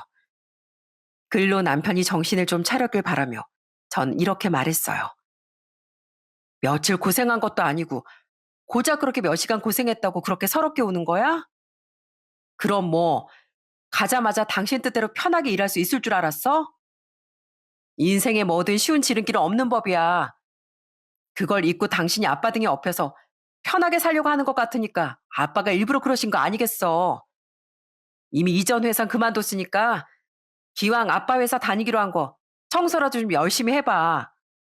그게 다 나한테 말도 없이 무책임하게 행동한 대가야. 당신까지 진짜 이럴 거야? 정말 너무해. 내 마음도 모르고. 남편은 따끔한 제 말에 제게도 아빠에게도 서운하다며 전화를 끊더라고요. 그날 전 원래 예정됐던 볼 일이 있어 회사에 양해를 구한 뒤 조금 일찍 퇴근했는데요. 집에 와보니 남편은 술에 좀 취해 있더라고요. 당신 발목이 그 지경인데 술 먹어도 돼? 몰라. 내 마음 알아준 건 이 술밖에 없어. 당신은 진짜 내 마음 하나도 몰라. 내가 전 회사를 왜 그만뒀는지도 당신은 모르잖아. 뭐? 아니, 아빠 회사 들어가고 싶어서 그만뒀다며. 아니야. 아니란 말이야. 내가 진짜 혼자만 담아두려고 했는데 내가 그동안 얼마나 힘들었는지 알아? 당신하고 장인어른이 나에 대해 뭔가 단단히 오해하고 있는 것 같은데 내가 왜 진짜로 그만뒀는지 아냐고. 그러니까 대체 그 이유가 뭔데? 말을 해야 알지. 남편은 눈물을 뚝뚝 흘리며 그동안 제가 몰랐던 진짜 이유에 대해 말하기 시작했습니다. 그제야 전 남편이 아까 통화할 때 왜 그렇게 서러워했는지, 왜 그날 아침 출근할 때 그토록 행복한 표정을 지었는지 이해하게 됐어요. 나 회사에서 계속 회사 압박 당하고 있었어. 나 장인어른이 알아봐 주신 회사니까 정말 내 회사다 생각하고 그동안 열심히 다녔었거든. 회사 생각해서 아닌 건 아닌 거라고 바른 말도 아끼지 않으면서 말이야. 그건 뭐 원래 내 성격이 그렇기도 했고, 그렇게 하니까 이전 회사에선 날 더 신뢰했었거든. 근데 대표님은 괜찮았는데 임원들이나 상사들 중엔 날 못마땅하게 보는 사람들이 덜어 있더라고. 남편은 회사를 다니면 다닐수록 윗선에 곱게 보이지 못했다더군요. 대표님이야 남편을 좋아하지도 싫어하지도 않았다지만 다른 임원들과 상사들이 남편을 찍었으니 남편 회사 생활이 편했겠습니까? 남편은 점점 승진에서도 멀어졌고 업무 강도 높아져만 갔다고 해요. 실적엔 도움도 안 되는 업무만 잔뜩 주면서 왜 난 업무 성과가 꽝이냐고 직원들 다 보는 데서 창피해 주는 건 일상 다반사였어. 회식 때도 부하 직원들도 있는데 내가 굽는 고기가 제일 맛있다면서 나만 고기 굽게 하고 이런 말도 했었어. 이 과장이 제일 잘하는 건 고기 굽기인가 봐. 만년 과장 탈출하고 싶으면 고기 굽기 말고 일을 잘해야 할 텐데. 이렇게 말이야. 그런 교묘한 괴롭힘은 날이 갈수록 잦아지고 심해져 다른 직원들도 남편을 기피하기 시작했다더군요. 자신들에게 불똥이 튈까 두려웠던 거죠. 그리고 회사 사정이 조금 어려워지자 회사 임원들은 눈에 가시 같다던 남편을 자기 발로 나가게 하려고 더욱 업무를 과중시키고 못살게 굴었다고 하더라고요. 난 가장이니까 어떻게든 그래도 버텨보려고 했어. 근데 출근길이 매일매일 너무 지옥 같더라고. 나 그동안 정말 너무 힘들었어. 그걸 왜 여태 말을 안 했어? 그럼 나한테 말이라도 했어야지. 난 그것도 모르고. 당신이 알면 뭐 걱정밖에 더 하겠어? 가장이 돼서 가족들 걱정시키기 싫었어. 난 그래서 혼자 버티고 버텼는데 정말 너무 힘들더라. 근데 장인어른이 쓰러지시니까 나도 모르게 장인어른을 탈주고 삼고 싶었던 것 같아. 돈은 벌어야겠고 가족들 걱정은 또 못 시키겠어서 그렇게 장인어른을 돕고 싶다는 핑계로 바로 일을 그만뒀던 거야. 정말 하루라도 더 빨리 거기서 탈출하고 싶었거든. 그래서 그렇게 말도 없이 그만둔 거야? 어, 나도 알아. 내가 무책임하게 느껴졌을 거라는 거. 그리고 장인어른 회사 욕심내는 사람으로도 보였을 것 같다는 생각도 나중에 들더라. 그래도 사표 낼 땐 그런 생각도 안 들 정도로 난 정말이지 너무 절박했어. 그래서 그냥 앞으로 장인어른 회사에서 더 열심히 일하면 되겠지 하고 생각했는데 가서 그런 푸대접 받고 다치기까지 하니까 너무 서럽더라고. 난, 난 그냥 어떻게든 가장으로서 발버둥 친 것밖에 없는데 정말 너무 서러웠어. 아무리 가족들 걱정시키기 싫었더라도 나한테 말은 했어야지, 말을. 내가 미안해. 난 그런 줄도 모르고 당신이 어떤 사람인지 내가 더 믿어줬어야 하는 건데 정말 미안해. 모든 전말을 알게 되자 남편에 대한 미안함이 파도처럼 밀려오더군요. 남편이 그럴 사람이 아니라는 걸 제가 더 확실하게 믿어줬어야 했는데 그러지 못한 것 같아 죄책감이 들더라고요. 저는 서럽게 울던 남편을 안고 함께 훌쩍거리며 계속 사과했습니다. 그런데 그때 아빠에게서 전화가 걸려오더군요. 아빠 내심 다친 남편이 신경 쓰이셨나 보더라고요. 이서방 발목은 괜찮니? 아, 내가 오늘 이서방 좀 골탕 먹여줬는데 하필 또 다쳐가지고 마음이 영 안 좋구나. 난 그냥 세상이 그렇게 호락호락하지 않다는 걸 알려주려고 한 건데 말이다. 이서방한테 실망이 컸거든. 발목은 크게 다치진 않았는데요. 제가 이서방한테 좀 실수한 것 같아요. 저는 아빠에게 남편의 속사정을 전부 말씀드렸습니다. 아빠 또한 오해를 푸셔야 했으니까요. 그러자 아빠 또한 저처럼 크게 당황하며 남편에게 미안해 하시더라고요. 사람 참, 아유, 사람이 우직한 건지 미련한 건지, 아이, 그걸 나한테라도 털어놓지 왜 가만히 있었대? 안 되겠다. 아빠 지금 퇴근했으니까 너희 집으로 좀 가마. 아빤 정말 저희 집으로 바로 달려오셨어요. 소고기까지 사들고서요. 우와, 할아버지다. 할아버지, 뭐 사오셨어요? 소고기 사왔다. 아, 우리 강아지들 잘 있었어? 장인어른, 그래, 있어봐. 음, 저기, 아까 연아한테 얘기 다 들었네. 내가 자네 대 오해를 좀 했어. 그래서 자네 생각만큼 세상은 만만하지 않다는 걸 좀 알려주려고 그랬던 건데, 자네가 많이 서러웠겠어. 아닙니다. 아까 너무 서러워서 집사람한테 하소연도 좀 했었는데요. 두 사람 입장에선 그렇게 오해할 수도 있겠다 싶더라고요. 그날 아빤 남편의 술잔에 술을 따라주시고 고기도 손수 먹여주시며 미안한 마음을 전하려 애쓰셨습니다.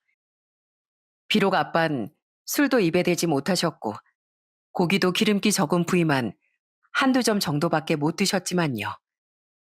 아빤 퉁퉁 부은 눈으로 어색하게 술과 고기를 받아먹던 남편을 지그시 바라보다 말씀을 시작하셨죠. 사는 게 참 녹록지가 않아. 그렇지?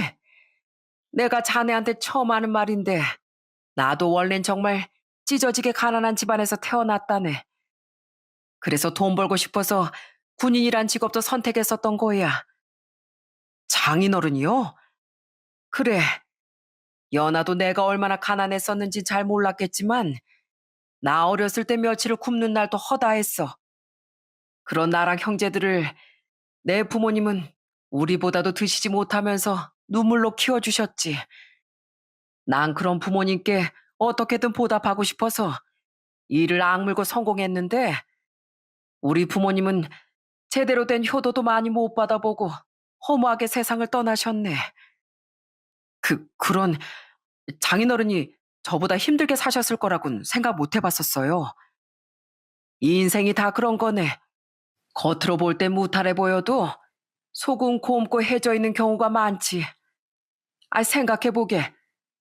자네도 지금은 가족 두 명이 장애가 있긴 할지언정 다들 행복하게 살고 있고 장인은 사업가에 처자식 건강하니 남들 눈엔 자네 인생이 제법 부러울 수도 있지 않겠나. 그런 자네에게 그런 고충이 있을 거라고 누가 생각했겠어. 자네가 말하지도 않았는데 말이야. 그것도 그러네요. 그래. 그러니까 인생은 어떤 시련이 놓여 있느냐가 중요한 게 아니라 그 시련을 어떻게 이겨내고 견디느냐인 거야. 자네도 살아보니 분명 힘든 시련이 있었을지언정 그만한 행복도 반드시 찾아온다는 걸 깨닫지 않았나. 그러니 분명 자네가 지금껏 힘들어한 만큼 앞으로는 더 좋은 날이 올 거네. 그 자네가 못돼만 먹은 줄 알고 했던 내 이번 행동 사과하겠네. 아닙니다. 괜찮습니다. 어른이라도 미안한 건 미안하다고 할 줄 알아야지. 그리고 비록 자네가 내 사위지만 난 정말 자네가 존경스럽네. 가장으로서 끝까지 가족을 위해 인내하려고 했던 자네의 그 마음을 말일세. 앞으로 회사의 자네 자리 정식으로 제대로 마련해 줄 테니까 오늘 일은 잊고 앞으로 열심히 한번 일해보게. 대신 알지? 난 정말 내 사위라고 봐주고 하는 건 없네. 자, 한 잔 더 봐도. 네, 장인어른. 저요, 열심히 하는 건 정말 어디에서도 안 집니다. 정말 실망시켜드리지 않겠습니다. 그리고 오늘 이렇게 오셔서 좋은 말씀 해주신 거 정말 감사드려요. 저도 장인어른 정말 존경하는 거 아시죠? 그렇게 그 잊지 못할 에피소드는 훈훈하게 마무리되었습니다. 이후 남편은 아빠의 회사에서 제대로 일을 시작했어요. 그리고 남편은 저와 아빠의 도움으로 남편을 괴롭혔던 상사들 중 일부는 모욕죄로 고소하고 그들 모두에게 정신적 피해 보상 소송을 걸었죠. 그전에야 가족들에게 직장 내 괴롭힘을 당하던 사실을 숨기느라 법적 대응을 하지 못했다지만 더는 그럴 필요가 없었으니까요. 그 결과 모욕죄로 고소당한 사람은 약식이나마 벌금형을 받았고 우린 작게나마 피해 보상 금액도 받아낼 수 있었어요. 제일 나한테 심하게 했던 사람은 회사에서 강등 조치까지 내려졌다더라. 일이 커지니까 대표님도 그냥 좌시만 할 수만은 없었던 거지. 그렇게 지금은 시간이 1년 정도 지났는데요. 남편은 지금 누구보다 든든한 직원이 되어 아빠의 어깨를 잔뜩 올라가게 해주고 있습니다. 아빠의 회사 직원들은 남들보다 가장 먼저 출근하고 늦게 퇴근하며 일에 열심히 남편 칭찬을 그렇게 한다고 하더라고요. 성실할 뿐 아니라 이서방 일을 굉장히 강단있게 잘하더구나. 전 회사에선 바른말하던 이서방을 그렇게 못마땅해 했다지? 그런데 나랑 우리 회사 임원들은 오히려 그런 걸 좋아해. 게다가 우리 회사 임원들은 빈말도 잘 안 하는데 이서방 칭찬을 얼마나 하는지 내 어깨가 내려올 줄 모른다. 정말요? 여보, 당신 대단하네. 당신 이렇게나 멋진 사람이었어? 그럼, 나 이런 사람이야. 전 회사랑은 내가 안 맞아서 그렇지. 장인어른, 언제까지고 이 사이만 믿으십시오. 아시겠죠? 다시 밝아진 남편의 모습에 저희 집에도 다시 평화가 되찾아왔답니다. 아빠 회사를 다니며 남편은 한결 아빠에 대한 어려움도 사라졌어요. 그래서 요즘엔 가끔은 저 없이도 친정에 가서 아빠와 장기를 두고 오기도 하죠. 아들내미 없는 집안에 아주 듬직한 아들 같은 사이가 들어왔다며 아빠뿐만 아니라 엄마도 정말 좋아하십니다. 잠시 우여곡절이 있긴 했지만 이 정도면 해피엔딩이죠. 아빠는 지금 술을 완전히 끊고 건강관리를 하고 계신데요.